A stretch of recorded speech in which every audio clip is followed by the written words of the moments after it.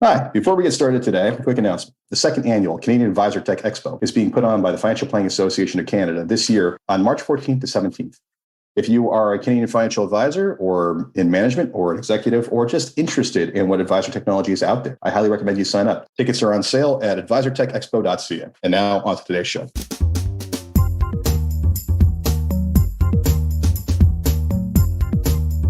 Hello and welcome to Fintech Impact. I'm your host, Jason Pereira. Today on the show, we have Wilbur Swan, CEO of Catchlight. Catchlight is a company that uses artificial intelligence to help advisors basically find and close better leads. And with that, here's my interview with Wilbur.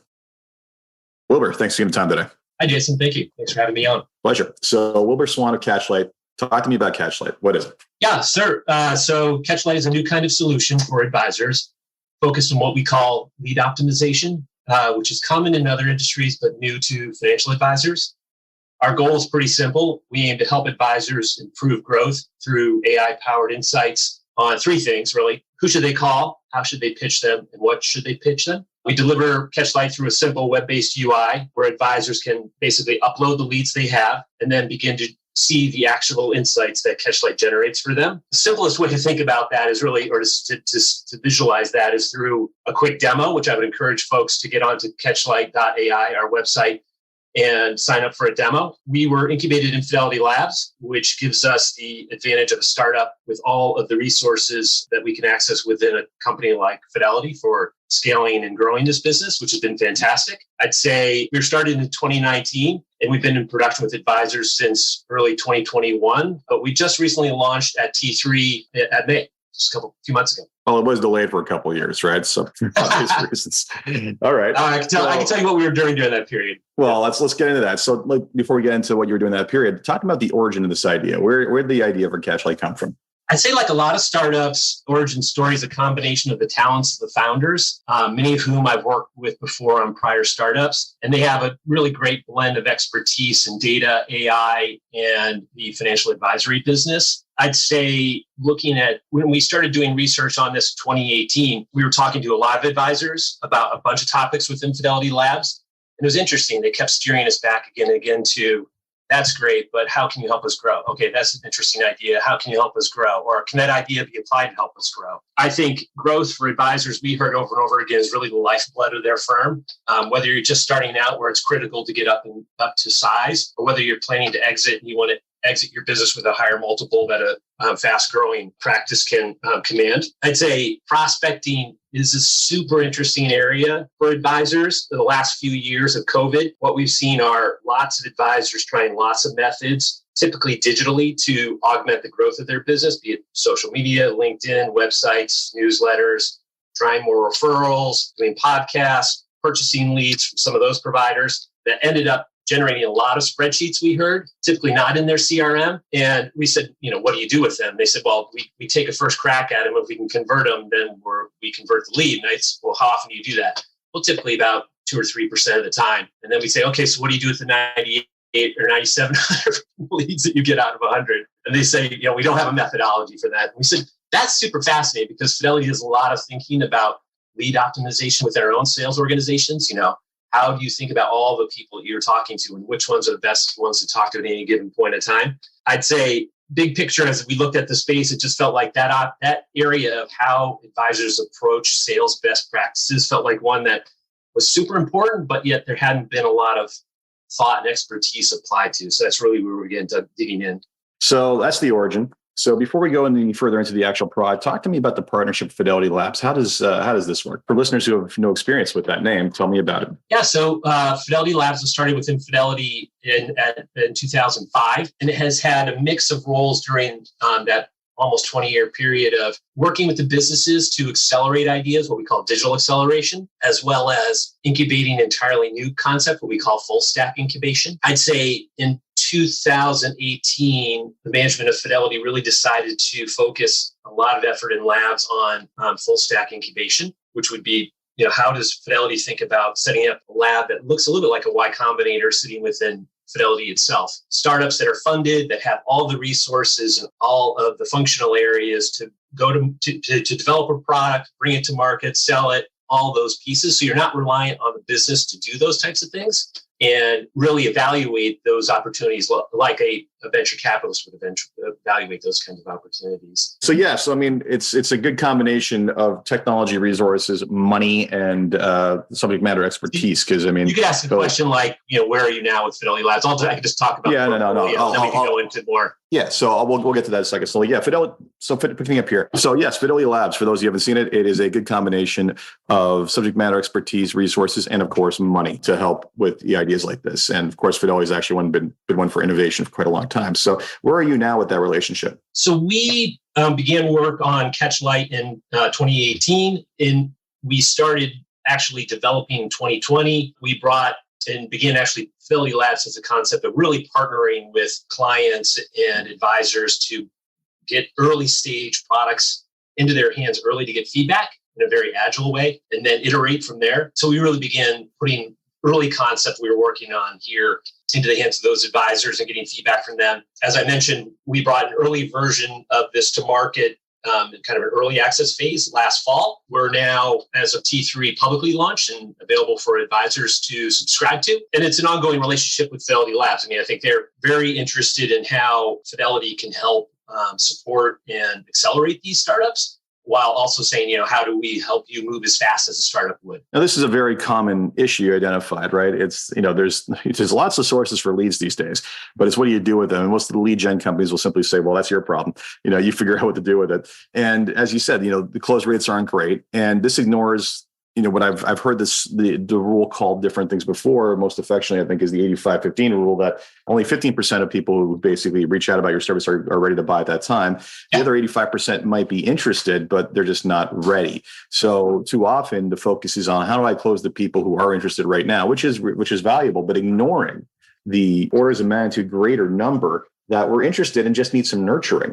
So I've seen any number of nurturing tools out there in the past, but I mean, you're bringing artificial intelligence to this to try to point people in the right direction. So talk to me about how this works. So what is the secret sauce? How do you basically get people to close? Yes, that's perfect. I'll go there. I'd say, to build on your prior comments, Fidelity does a lot of research, Labs does a lot of research. And during that research phase, we came to the conclusion that advisors were spending a lot of time on this development, oftentimes up to 20% of their week on it when they rolled it all up. And then we began running numbers with them, like how much are you actually investing to acquire a new client? We came to a figure of around $3,000 per new client acquired for organic leads and up to $10,000 for purchase leads or M&A type leads. So there's a lot of money being spent to acquire these leads. Too much to your point, like there's that time and effort relates to a lot of investment. I'd say we began asking them, well, what's the value of the new client? So we began running models with them, typically 7-year models, to say, if you can retain this client over this period, what type of value do they create for your firm? And the number that we kept coming back to with them, talking to a lot of C-level folks at clients of Labs, is that a new client, say a $500,000 portfolio to start with, can have a lifetime value of up to $20,000. And if they come in with $1 million, it just gets higher and higher proportionally. So a lot of value is created when those leads come in. So we said, isn't this something you really want to get right? Like, don't you want to, if you can unlock the potential of your advisors and the marketing and selling they're doing and make them more efficient in terms of the use of their time and increase their conversion rates, would that be hugely valuable? So they said, obviously, yes. It's funny you identify that 3,000 number, and I'll tell you why, anecdotally. Michael Kitces had a summit on marketing about a year ago, and I attended it, virtual, of course. And there was a poll question at the beginning of how much, $1 million client, how much would you pay to acquire this client? Yep. And, they had the different tiers. And I, knowing the math, immediately went to the 10,000 and above category. And there was a lot of dispersion, but the average ended up somewhere pretty close to 3,000. So it's one of those things where, frankly, it's the wisdom of crowds, right? Maybe we don't all specifically know our acquisition costs, but enough people have a sense around it that they basically, know it. And when Michael pointed out the math of it, people fire back with, well, I can't count on landing every last one of them, which is a valid statement, right? So, but yeah, it's just curious that number ended up being about correct. So basically, that's the problem. Talk to me about your solution. Yeah, sure. So let's do a scenario here, right? It's Monday, it's 9 a.m., and an advisor wants to spend 30 minutes thinking about prospecting. Right now, we ask them, what do you do? And they said, well, I probably call the person who last called me. And we said, okay, so was there a better way to do this? We view Catchlight as basically a super smart virtual sales assistant, like Jarvis on Iron Man, for example, hailing Tony Stark, that helps an advisor think about, who best to call on a given day, how should I pitch them, and what do I pitch them? So how do we do that? Well, the advisor gets into our web UI, super simple to access, uploads a spreadsheet that includes all of their leads, which they do to basically feed and kick off the system. And the information that the advisor is uploading is contact information like an email address, first name, last name, maybe a phone number, et cetera. And that advisor we've had advisors with 25 leads, we've had advisors with 2,500 or 5,000. System works the same either way. Catchlight then goes to work taking that core data about the lead, that name and email address, for example, and we enrich it using the same type of data partners that large companies typically use to understand their marketing. Fidelity has a long history of working closely with partners in this regard. And we enrich that lead with over 1,000 attributes from those data partners. So these are things like home value, things like estimated liquid investable assets, things like income, things like size of family, yada, yada, a long list of variables. And from there, the advisor can then see a list of all of their leads enriched with that data. Then Catchlight goes the extra step, which is to say what we've done, which we think is really unique in the industry, is we've built the first propensity model for advisors. And the way we've done that is we've partnered with a number of Fidelity partners to actually look at across a large set of people who have looked for paid financial advice, now hundreds of thousands, which ones of them actually converted. And in this data science approach, you look at the attributes of those people who converted versus the general group of prospects, and you say, these are the attributes of people who tend to convert for paid financial advice. That becomes our propensity model, which we call the Catchlight score, which we then present in the UI and basically begin sorting the leads you have by that propensity score, again, that Catchlight score. So it's a little bit like what Google does for the search business, right? It's page rank is ranking the best matches for you at the top of the page, so you can focus on the best places to apply your effort. So effectively, next best prospect is what you're serving up. Yep. And obviously that data evolves over time. People's profiles change. The model improves over time. We already know, looking at the data science of that model, and when we've had clients who have generously contributed large amounts of data to us historically over who's converted, and we can do blind A/B tests in there to say, does the model actually pick out the people that are likely to convert?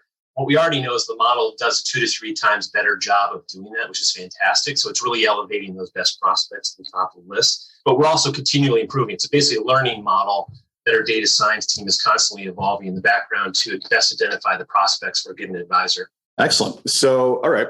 All that's a ton of data mining, basically finding commonalities amongst people who close. Pretty straightforward, quote unquote, in air quotes, straightforward data mining techniques. So you're serving up these prospects. Are you providing, what contextual information are you providing regarding why that client was served up, or anything else that other than just their name and call this person? So great point. So I talked about now who best to call, right? So then we go the step further and talk about how do I pitch them? For each prospect, we provide a rich profile then. So typically what we've learned, especially during the COVID period, is that a lot of advisors know people basically by their first name and last name, and maybe they submitted a request for information, they have their email address. They don't know a whole lot. So we take that process where the advisor would typically spend 45 minutes, whatever, if they could, probably more time online researching that person and providing all of that profile data to the advisor in a snapshot that's really been distilled down to the key facts that we know advisors are looking for based on all of our experience with advisors. What are the key things in a profile that an advisor would want to understand? Typically leads off with things like, well, what's this person's Catchlight score? Like, how important are they? But then, what's the liquid invested assets of this household? What's the estimated income of this household? What segment do they fit into, age and demographically? What are some characteristics that talk about the complexity of their life?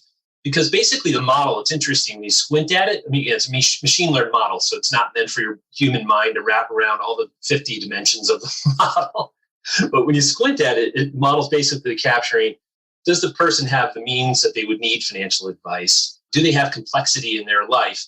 And are they encountering life events that would suggest now the timing is good for that advisor to pitch that prospect? Excellent. So you fire up not only who to talk to next, but here's the things that give you the highest probability of close. So I'm curious, you must be collecting statistics on this. What is the close rate? If we're looking at a baseline close rate on leads of closer to 2, do you have any data on how much higher you managed to get that number? Yeah, so granted, we're early days with advisors, but what we hear anecdotally, and we had one advisor who went in, had a great discussion with wealthmanagement.com, and he's one of our longer running advisors. He's got a pretty methodical process for reaching out to prospects and does some good tracking on it. And he'll say, hey, I agree. And when I apply and look at the Catchlight leads, he feels like he's 2 to 3 times more effective than he would be, like his 2 to 3 times higher conversion rate. What's super interesting is that those insights, they apply really well in the sales process. And the one step I forgot to talk about, which I think is really interesting, is that we're also getting into this idea of how do you help an advisor pitch a given prospect. So in that part of the process, of this 3-step process, what we're actually doing is providing ideas to the advisor that they can use to talk to that prospect about, like engagement ideas, product ideas. And now even we're beginning to suggest, if you were to reach out to this person and you feel like it's a relatively cold lead for you, here's a sample template email that you can use, just pop into your own email. That's a good kind of introductory emails to what you do and to kick off the conversation. As we've heard, some advisors are even saying, I don't really know how to kick off a conversation where I haven't talked to the person maybe in a couple of years. So that whole how to pitch thing is super interesting. And that gets you into this really interesting space where all this data is, when you aggregate it across an advisor or across several advisors, is super interesting to marketing people who are thinking about personalization, right? What they're looking at is, earlier stage in the process, when I start sending out communications to a broad group of folks, is it one size fits all? Not very effective. Open rates are kind of mixed and not great. Or can I begin saying, okay, so these are my next gen investors, they age 35 to 45, they have a new home, 2 kids. Okay, these are the types. If I can identify that group for a given advisor or across multiple advisors, I can begin suggesting content to them to send out to those folks. It's more personalized. And what's super interesting when marketers and when advisors try that technique, what we're seeing consistently is that they'll get 3 to 5 times better open rates. It's fascinating. So, it's interesting. 3 to 5 times on the 2% still turns it only into 6 to 10. But that said, if you think you're busy with what you have now, try closing 3 to 5 times what you had before. So that is a pretty substantial bump off a very, very small base. Yeah, that goes back to the RoA model, I think, right? Like each of these new prospects, if they can convert them and do it efficiently, is hugely valuable to the advisor. So it's like, how do you take a process? Most of the C-level folks we talk about is that they feel like there's a real opportunity to apply data to sales and marketing and data wrapped with AI to make just advisors more effective, more efficient, make it easier for them. And really, if they can grow their practice better, I think what they can do what they really love, which is working with people that they enjoy working with. Excellent. So, okay, this is where you are today in terms of, and it's still early days, right? Like you're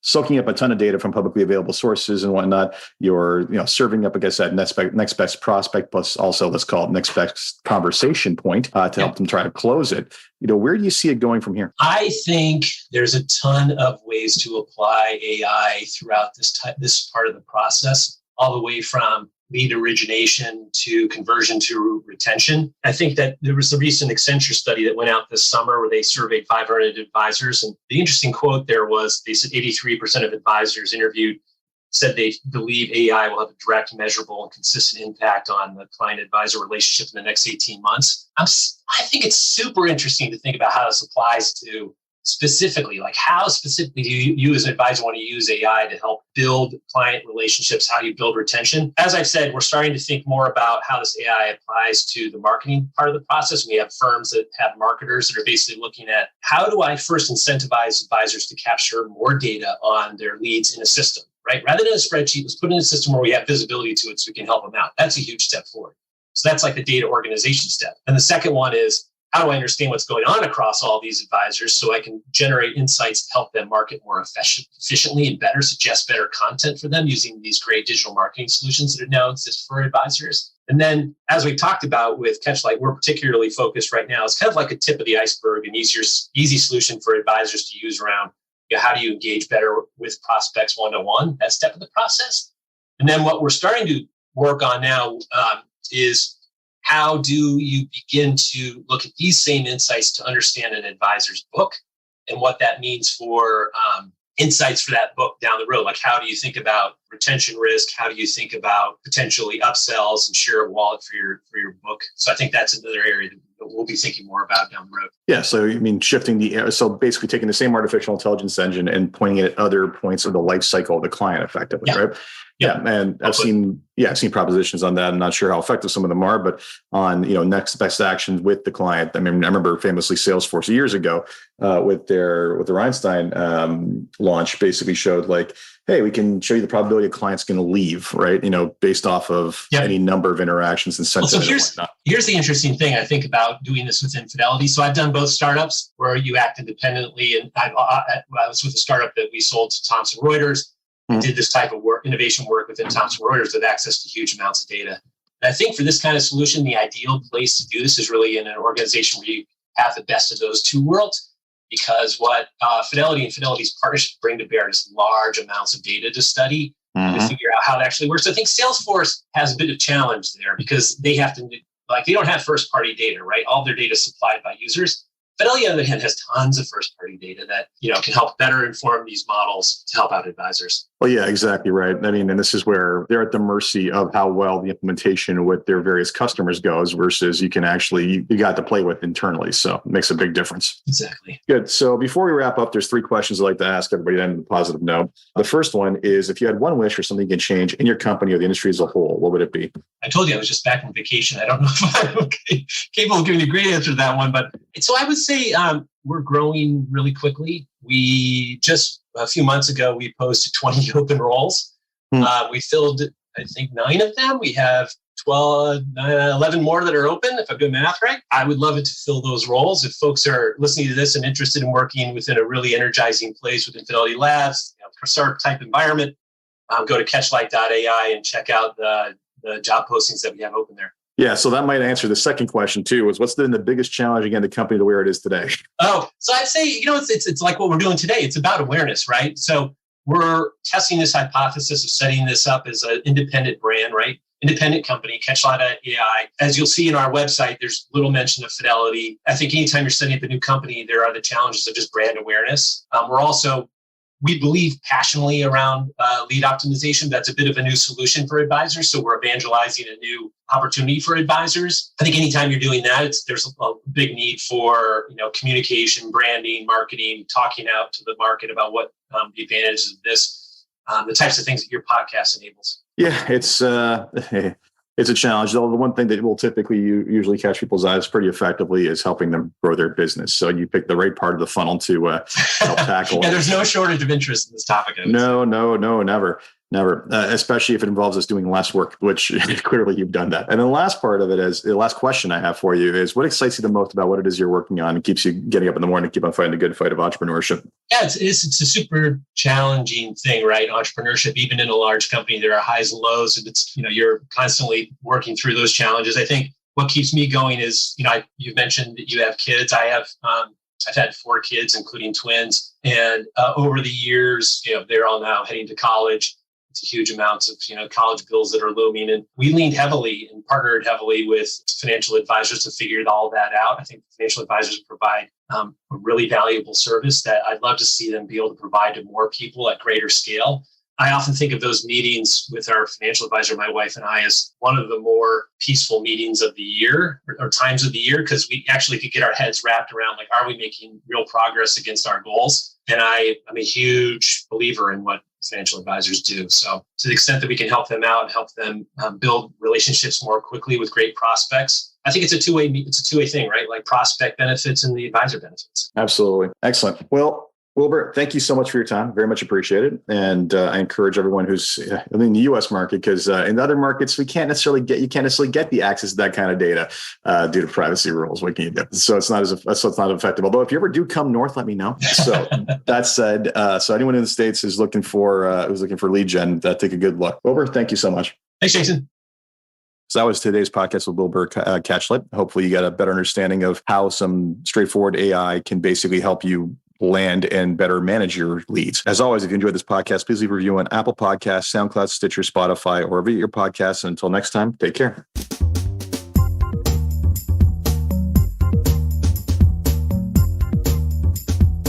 This podcast was brought to you by Woodgate Financial, an award-winning financial planning firm catering to high net worth individuals and their families. To learn more, go to woodgate.com. You can subscribe to this podcast on iTunes, Stitcher, and Google Play, or find more episodes at jasonpereira.ca.